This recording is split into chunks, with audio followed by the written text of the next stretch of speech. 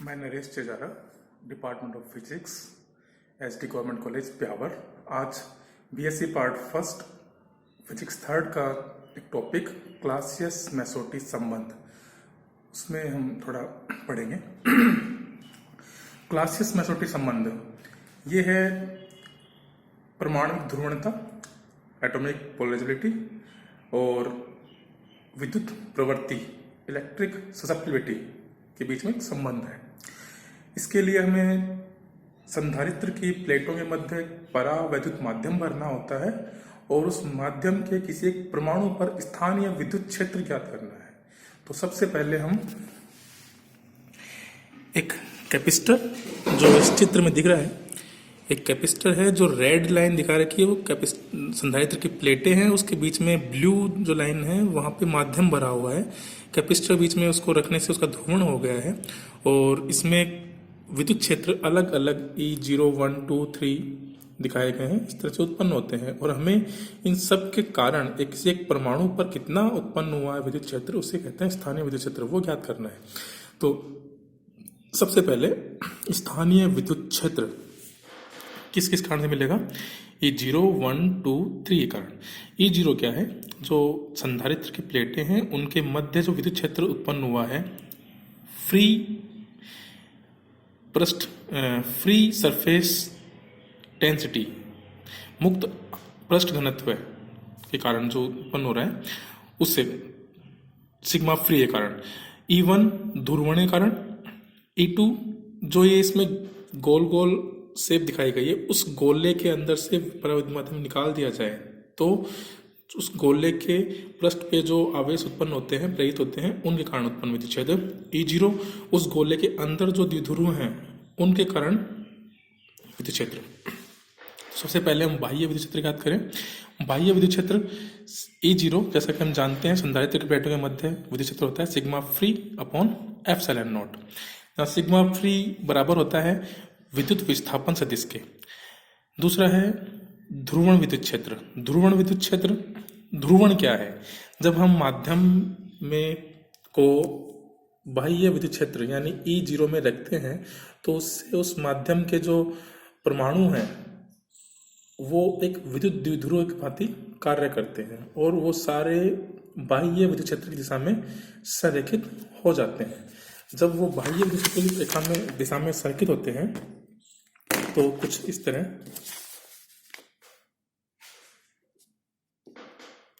यहाँ द्विध्रुव है जो कि इस दिशा में, क्षेत्र दिशा में संरेखित हो गए, इस तरफ संरेखित हो गए। तो हम जानते हैं विद्युत द्विध्रुव की दिशा किधर होती है? -2 प्लस, -2 प्लस, -2 प्लस। तो इस तरह माध्यम के सारे द्विध्रुव जो हैं इस तरफ संरेखित हो जाते हैं। हमने खाली एक लाइन दिखाई है। अब इसके अंदर जो द्विध्रुव हैं उनका प्लस और माइनस एक दूसरे को से रिकॉम्बाइन होके एक दूसरे को कर देता है न्यूट्रल। इस तरह अंदर का सारा आवेश न्यूट्रल हो जाता है और प्लेटों के ऊपर जो लेफ्ट साइड वाली प्लेट है इसके सब पे माइनस और राइट साइड में धन आवेश आ जाता है। इस प्रक्रिया को बोलते हैं ध्रुवण। तो ध्रुवण के कारण ये जो प्रेरित पृष्ठ आवेश घनत्व है सिग्मा पी है, उस सिग्मा पी के कारण हमें मिलता है ध्रुवण विद्युत क्षेत्र E1 equal to sigma p upon epsilon 0, जहाँ सिग्मा पी बराबर होता है ध्रुवणता कैपिटल पी के। ध्रुवणता होती है एकांक आयतन में द्विध्रुव आघूर्ण। थर्ड विद्युत क्षेत्र E2। विद्युत क्षेत्र E2 है उस ध्रुवित गोले के कारण उसके अंदर विद्युत क्षेत्र जो हम पहले ज्ञात कर चुके हैं, उसका मान होता है capital P upon 3 epsilon 0, capital V वही ध्रुवणता है। फोर्थ E3 है उस गोले के अंदर जो द्विध्रुव हैं उसके लेफ्ट और राइट साइड में, परमाणु के लेफ्ट और राइट साइड में, उनके कारण क्षेत्र। तो वह क्षेत्र जो है वह निर्भर करता है उस माध्यम की सममिति पर। यदि माध्यम सममित है तो जितने ध्रुव उसके लेफ्ट में है उतने राइट में, ऊपर है उतने नीचे, दाएं हैं उतने बाएं, उसी दिशा में उसी प्रकार से व्यवस्थित होते हैं। इसलिए सभी का जो विद्युत क्षेत्र आपस में एक दूसरे को निरस्त करके शून्य विद्युत क्षेत्र प्रदान करता है। हम एक सममित माध्यम मानते हैं, इसलिए E3 = 0। इस प्रकार जो स्थानीय विद्युत क्षेत्र है वो EL हमें मिल जाएगा। इस सूत्र से हम सबकी वैल्यूज रखेंगे इक्वेशन 1 2 3 4 5 में, 2 3 4 5 से 1 में, और इस प्रकार EL हमें मिलता है finally E + P/3 ε0। Equation number 6, जहां EL है स्थानीय विद्युत क्षेत्र और E है औसत विद्युत क्षेत्र, परावैद्युत माध्यम के अंदर औसत, इसे मैक्सवेल विद्युत क्षेत्र भी बोलते हैं।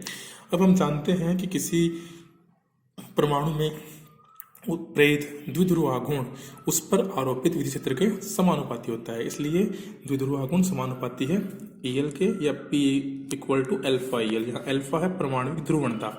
ये किसी एक परमाणु का द्विध्रुव आघूर्ण है। यदि एकांक आयतन में कैपिटल N परमाणु है तो कैपिटल N यानी एकांक आयतन में द्विध्रुव आघूर्ण जो कि ध्रुवणता कहलाता है वो बराबर हो जाएगा कैपिटल N × स्मॉल p, और इसकी वैल्यूज रख दें तो इस प्रकार हम मान निकाल सकते हैं कैपिटल P = N α EL, और EL की वैल्यू अगर पुट की जाए क्वेश्चन नंबर 6 से तो P = N α E / N α/3 ε0, equation number 8 यह मिल जाती है। लेकिन हम जानते हैं कि ध्रुवणता P = ε0 काई E, यहाँ काई है विद्युत प्रवृत्ति और E है मैक्सवेल विद्युत क्षेत्र, तो इसके बराबर होता है। तो P का मान इक्वेशन नंबर 8 में रखें और इनको सॉल्व करने पर हम काई की वैल्यू निकाल सकते हैं। काई = N α/1 - N α/3 ε0। तो इस प्रकार हम काई का मान निकाल लें तो ये काई और अल्फा में संबंध, विद्युत प्रवृत्ति और परमाणु ध्रुवणता में संबंध आ गया है। इसी को हम रीअरेंज करें तो N α/3 ε0 = काई + 3, इस तरह भी लिख सकते हैं। अब ये भी अल्फा और काई में रिलेशनशिप है, क्लासियस मेसोटी रिलेशनशिप। ये काई और अल्फा में नहीं है, ये अल्फा और εr पराविद्युतांक में संबंध होता है। तो हम उसमें संबंध क्या करने के लिए काई को εr के पदों में लिखें तो काई = हम जानते हैं होता है εr - 1, इसलिए N α/3 ε0 = εr - 1/εr + 2। ये रिलेशनशिप हमें क्वेश्चन नंबर 11 से मिल जाती है। तो यही है क्लासियस मेसोटी संबंध। अब इस क्लासियस मेसोटी संबंध में जो कैपिटल N हमने लिया है एकांक आयतन में परमाणु की संख्या, उसको हम उस परावैद्युत के घनत्व, परमाणु भार और अवोगाद्रो संख्या के रूप में भी लिख सकते हैं। यदि परमाणु भार Ma और घनत्व ρ है तो अवोगाद्रो संख्या Na है, तो एकांक आयतन में मोलों की संख्या पहले हम निकालें। हम जानते हैं 1 मोल का भार होता है Ma, तो इसलिए एकांक आयतन में मोलों की संख्या हो जाएगी घनत्व बटा Ma, और इसलिए 1 मोल में जानते हैं हम परमाणु होते हैं Na अवोगाद्रो संख्या के बराबर, इसलिए एकांक आयतन में जितने मोल हैं उनको अगर मल्टीप्लाई कर दिया जाए अवोगाद्रो संख्या से तो वो एकांक आयतन में परमाणु की संख्या बता देगा। इस तरह N = ρ Na/Ma, इसकी वैल्यू पुट करें तो हम फाइनल इक्वेशन नंबर 13